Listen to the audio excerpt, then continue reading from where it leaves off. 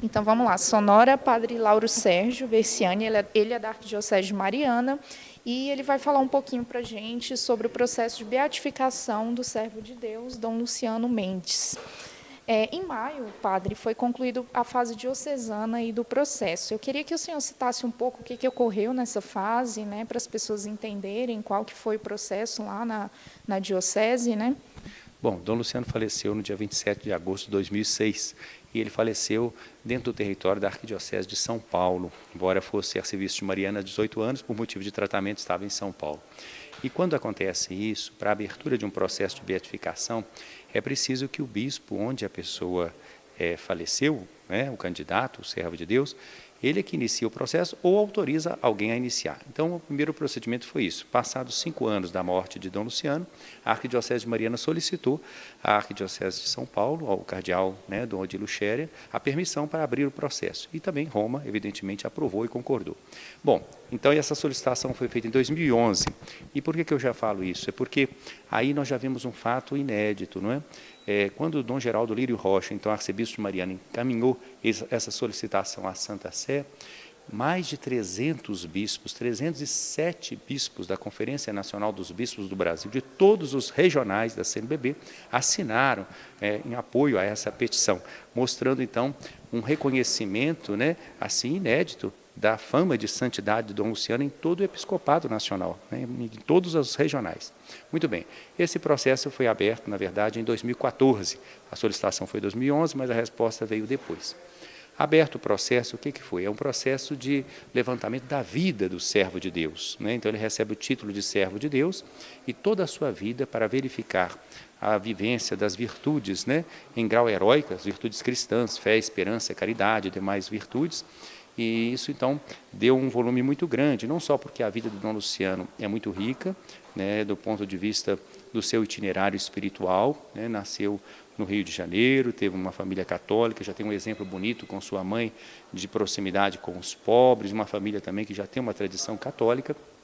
Depois ele ingressa na Companhia de Jesus, então tem toda a sua caminhada junto com os jesuítas, o que marca a sua espiritualidade, buscando sempre ver Deus em todas as coisas e todas as coisas em Deus, sempre procurando amar e servir, são notas características da sua vida, juntamente com as características próprias da sua personalidade. Eleito bispo, então, auxiliar de São Paulo, ficou por 12 anos trabalhando lá, foi um período muito fecundo do seu episcopado, e depois ele é eleito também secretário-geral da CNBB por 2 mandatos. Foi depois, então, eleito presidente da CNBB e foi nomeado arcebispo de Mariana. Os últimos 18 anos do seu ministério episcopal foram conosco na Arquidiocese de Mariana. E Dom Luciano, então, sempre deixou essa marca de sempre se aproximar das pessoas, querer em tudo ajudar, com uma predileção pelos pobres, pelos sofredores. Então, tanto nos gestos pessoais, como também nas grandes bandeiras de transformação da sociedade, né? Porque a sua caridade era pessoal e também uma caridade de transformação da sociedade na linha da justiça e da caridade. Pois bem, então o processo foi aberto, foi feito esse levantamento, são muitos os dados sobre o Dom Luciano, não só por essa trajetória rica que eu mencionei, mas também escreveu muito, só na Folha de São Paulo são mais de 1000 artigos, né? Artigos que foram depois publicados na revista Família Cristã e depois reunidos em livro, e várias conferências, enfim. Então, tudo isso foi reunido. Foi formada uma comissão histórica que fez o levantamento da sua vida, foi formada também um grupo por escolha de censores teológicos que foram examinar todos os seus escritos para ver se esses escritos estavam de acordo, evidentemente, com a doutrina da Igreja e que tipo de espiritualidade, né, podia ser delineada do servo de Deus a partir dos seus escritos. E também foram elencados depoimentos de pessoas que pudessem falar sobre a sua vida nas diversas fases. Assim, o Tribunal Eclesiástico, que foi instaurado em agosto de 2014, ouviu mais de 60 testemunhos, todos os testemunhos gravados e transcritos. Então, reunido tudo isso, esses mais de 60 testemunhos, o trabalho da comissão histórica, o trabalho dos censores teológicos, né, os escritos de Dom Luciano e os principais escritos sobre ele, são mais de 6.000 páginas. E isso foi encerrado, então, em maio de 2018. A sessão de encerramento, na verdade, foi em junho de 2018.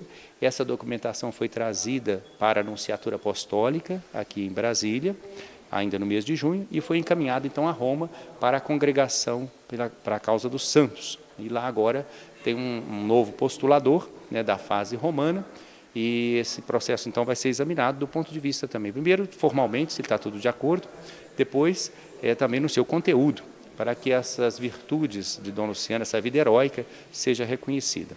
Então também uma comissão histórica, uma comissão teológica, uma comissão de cardeais, até que chega ao Papa Francisco. E com esse parecer pela sua vida virtuosa em grau heróico, então ele receberá futuramente o título de venerável, se tudo correr bem. Depois, comprovado um milagre, uma graça alcançada, então ele recebe a beatificação. Um segundo milagre, a canonização. Então nós estamos nessa fase. A documentação chegou em Roma e agora formam-se as comissões de Roma para examinar todo o processo.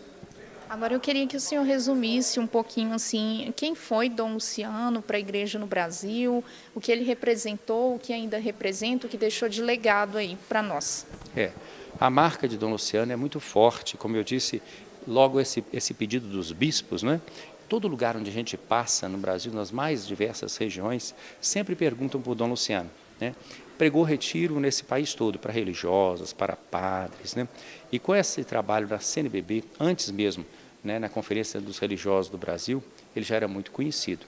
Depois, com o trabalho dele na CNBB, 2 mandatos como secretário-geral e 2 mandatos como presidente da CNBB, depois funções também no CELAM, então ele tem uma projeção no Brasil, tem uma projeção na América Latina e até missões que ele recebeu da Santa Sé no exterior. Por exemplo, ele integrava também a Comissão de Justiça e Paz, chegou a ir ao Líbano na época da Guerra Civil, como emissário da Santa Sé, visitou também aquela região ali da Lituânia, Letônia, Estônia, né, na antiga União Soviética.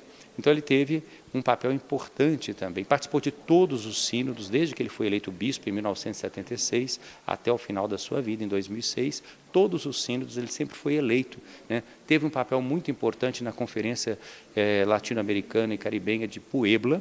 Ele foi da comissão também, que ajudou na redação, ele foi apontado como candidato por Dom Helder Câmara, que também hoje é servo de Deus, e foi eleito, então era um jovem bispo.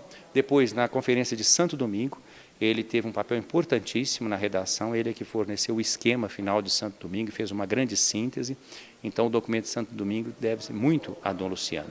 Quer dizer, então ele tem um serviço e um grande amor à igreja, e esse testemunho de proximidade com os pobres, com os sofredores. Hoje o Papa Francisco fala tanto, como eu gostaria de uma igreja pobre para os pobres. Dom Luciano pode certamente ser apontado como um exemplo de pastor com cheiro de ovelhas e que realmente sempre fez essa opção preferencial pelos pobres, não simplesmente como discurso, mas como testemunho de vida, né? Então, Dom Luciano é muito querido por um arco muito variado de pessoas, desde os mais simples até aquelas pessoas que tiveram também um contato importante com ele nas esferas assim decisórias da igreja. Claro que sempre também vai incomodar outros, né? É próprio dos profetas também incomodar. Então, aqueles que realmente estavam numa situação em que ele estava de alguma forma denunciando, é claro que não tem a mesma simpatia, mas há um reconhecimento, inclusive, da sua capacidade também, sua inteligência, sua memória fabulosa. Então, nós esperamos que esse processo seja levado a cabo, a êxito, né? Tenha que realmente ele seja declarado beato e santo. É um exemplo para a igreja no Brasil.